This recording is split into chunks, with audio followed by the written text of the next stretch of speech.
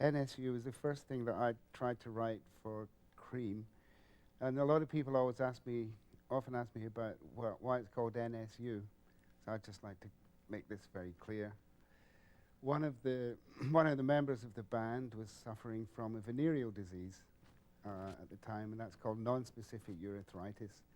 I can't tell you who it was, obviously, but he was a guitar player.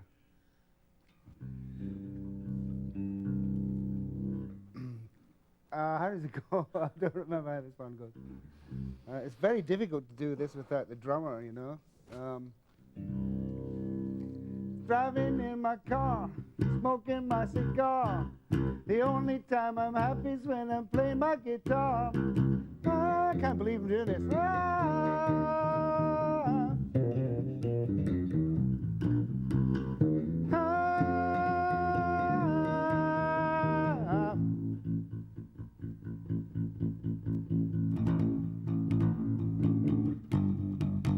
Sailing in my yacht, what a lot I got.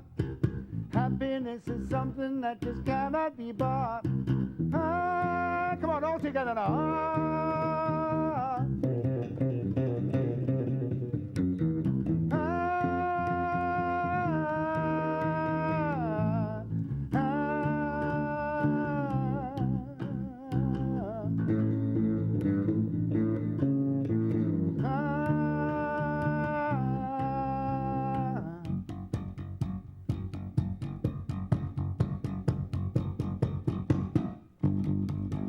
I've been up and down, I've been all around. I don't want to go until I've been all around.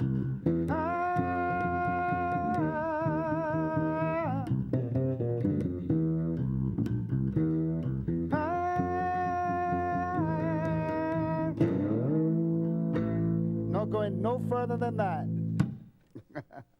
The inspiration for that was from Otis Redding, is the way that he has of, I think in particular the song, the version he did of what was it, Respect, that song, did he do that? Yes, he did. Anyway, I think it was that. He sings in front of the beat, the beat's going, he's going,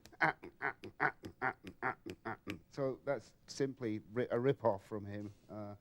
There's a kind of guitar chordy thing going on, and I'm kind of going, driving in my car, that's the time, driving in my car, smoking my cigar.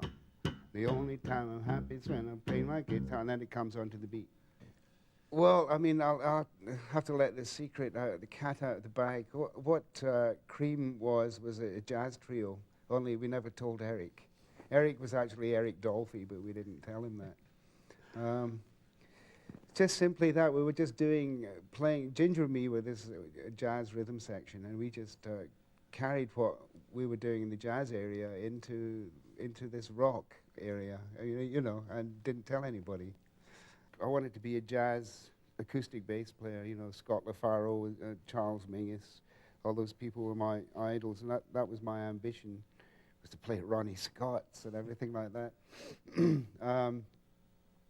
And then I actually, the first time I played bass guitar, I was so much of a purist, I was really against it, but Ernest Ranglin, who's a very fine jazz guitar player from the West Indies, he asked me to do a session with him, and he specified bass guitar, so I borrowed one from the music shop, and I was instantly hooked because it was so loud. It was just nice and loud and easy to play.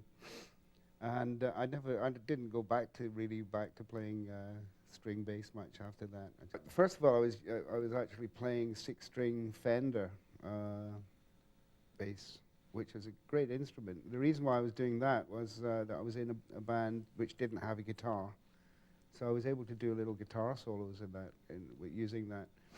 But I was never really, I thought a bass guitar should really sound like a guitar as opposed to sounding like trying to make it sound like a bass. So that's why I went to the Gibson. I got the EB3 was the first Gibson I got. And that had a very guitar-like short scale. And you could bend the strings, that's what attracted me to it. I wasn't playing fretless, but you could actually get a similar effect by bending the strings, which is not, I can't do it. I don't know if I can bend the strings in this. No, see, I can't. But this, I used to use light gauge labella strings, and I would bend the strings like a guitar. And playing with Eric, I was trying to keep up with Eric, you see. Not much chance, but I was giving it all I had.